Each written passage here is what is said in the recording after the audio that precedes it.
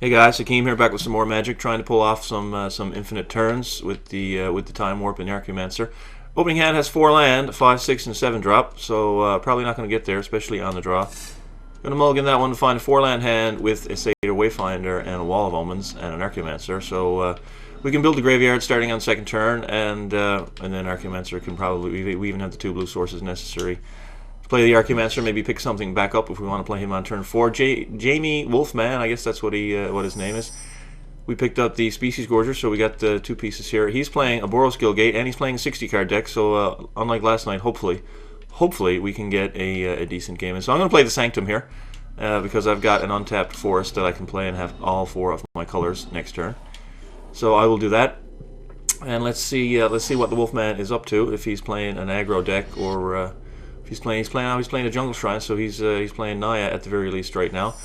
We're going to, like I said, play the Forest, and we've got a Treasured Find also for when we do this Wayfinder flip here. So first things first, though, let's look at our colors. We got 2 green. There's nothing in the deck that requires more than 1 green source. We've got 2 white, so we could use another white source. We could use another black source, and blue is fine for now. I mean, if that's all that's there, I'll take it. But white and black are the priorities at this point. So let's keep that in mind as we look at the flip here. And we turn up, that's white and black and blue. So that was pretty much perfect. We're going to take the Arcane Sanctum. We dropped a Roxmoor Monk into the graveyard. If it turns out that our buddy over there is playing aggro, we can Treasure Find it back out and put it down in his way. So we'll find out if he's playing a weenie deck or if he's playing more of a mid-range style. And now there's another Jungle Shrine, so he's just playing the tap lands and doing nothing for the first couple turns. He could be playing, one of those big mid-range decks with all the big fat bombs that you have access to in Naya. So for now, I'm probably just going to play the Arcane Sanctum. Then we'll have double black, double white, and double blue, and just put a Wall of Omens in play to draw a card and see what we pick up off that. So we've got 3 more mana here. So we're good to land drop 6 right now, 7 because we picked up a swamp. So we're good in the mana department. Nothing in the graveyard yet for Archaeomancer. So it looks like next turn we're probably going to do a whole lot of nothing. He's playing a Phantom General with no tokens on the board. So this is a 2/3 for 4, and it gives all creature tokens +1/+1. So that's pretty interesting. Can't play anything on this turn. I could Treasure Find back a War Monk, and I think it's too early to pull the trigger on that though. So I'm just going to play the Guildgate and pass the turn. Next turn we can play Species Gorger and start bouncing up the Wall of Omens. I'm not going to bounce up the Wayfinder since we have plenty of land. But maybe maybe it's the right call to start bouncing the Wayfinder to try to get that Time Warp in the graveyard and just get the combo online. But anyway, here comes a Raise the Alarm. It's an instant speed card, generates 2 1/1s. There are 2/2s because of the Phantom General.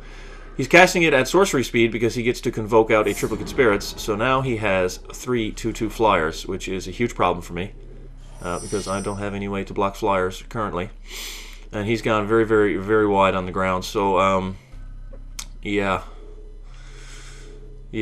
Archaeomancer's no good, there's nothing in there to grab, a 1/2 is not great. I could Treasure Find a War Monk and potentially play it on this turn. I'd have to look at the mana. That would at least keep his ground forces at bay because the lifelink would offset some of the damage that in the air. The Species Gorger is also an option. So I can hopefully put a some kind of flying blocker in the graveyard and yank it out.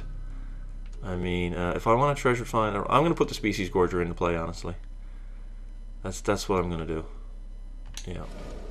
I'm just going to get this guy out there, put a 6/6 on the table. So we're looking at 6 in the air, though, which is a lot, pretty short clock, and I'm sure he's going to add to that clock. If he has an Armored Ascension or something, I could be in a hell of a lot of trouble. I am in a hell of a lot of trouble, to be perfectly honest, against a Triplicate Spirits with a Phantom General on the board. In a heap of trouble here. He's on 6 mana now, and he's going to play a Raid Bombardment. So wow, yeah, he's going to play double Raid Bombardment. So I'm just fucked.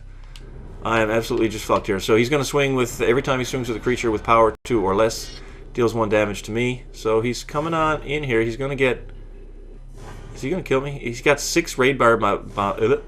Let's try to speak again. He's got 6 Raid Bombardment triggers on each one. So that's 12 points of damage. And then we're looking at another 6 in the air. So we're going to be on 2 life. That's a problem. That's a little bit of a problem. Yeah, watch the life getting whittled away. I'd like to pick up a Baneslayer Angel. It's pretty much my only out at this point. Yeah, I mean, I suppose I could Shadowborn and put a blocker in the way. But I'm just going to die to Raid Bombardment trigger, so yeah, I'm just dead. I'm just dead. And here. Okay. Yeah, I'm dead to Raid Bombardment trigger. So I guess Planar Cleansing is another out. I'm on 2 life. We could top deck a Planar Cleansing. I'm not sure if I've got 3 white sources in play. I got 2 Sanctums and is that a Selesnya Guildgate down there? Come on, Planar Cleansing right off the top. Let's put this guy back in our hand. It is not a Planar Cleansing, so there's not one in the graveyard, but that would be 10 mana to cast it off an Archaeomancer. Anyway, so, you know, we're just going to play the Wall of Omens, but we're dead to Raid Bombardment triggers. Yeah, okay, that's why he played. I thought it was strange he played the General first, but yeah, he set up just a big shot there. So yeah, that was 12 damage off 2 Raid Bombardments. That's insane. I don't know why he's got green in there. There's the Planar Cleansing in the graveyard. We can pluck that out, but we're not going to get to the next turn. So there we go. We got the Sweeper in hand, but all our mana is tapped, and just going to pass it back over to the Wolfman and die to Raid Bombardment triggers. Is he only going to swing with one guy? That would be pretty cute. No, he's going to swing with everybody, yes. But here's Bombardment trigger, number 1 of 8, and number 2 kills us. So that is the end of that. Alright guys, well since I'm on the Xbox One, finding games is difficult. Not going to do multiple matches because, you know, you don't want to stare at the lobby for 5 to 10 minutes while I wait for somebody. So anyways, yeah, early aggro is a bit of a problem. I mean, I think if I get ground blockers, the deck is good at that, but those Triplicate Spirits and Double Raid Bombardment was pretty fucking brutal. This deck, you know, it needs the Planar Cleansing right away against a strategy like that, and with only 2 copies in the deck, not as efficient. But anyways, it's a fun, you know, this isn't meant to be a top tier, you know, deck. It's just meant to try to reliably go off with infinite turns and troll people. So that's what we're going to be trying to do for the rest of the week. All right, guys, thanks for watching, and we'll see you for another episode, maybe even later today. Who knows?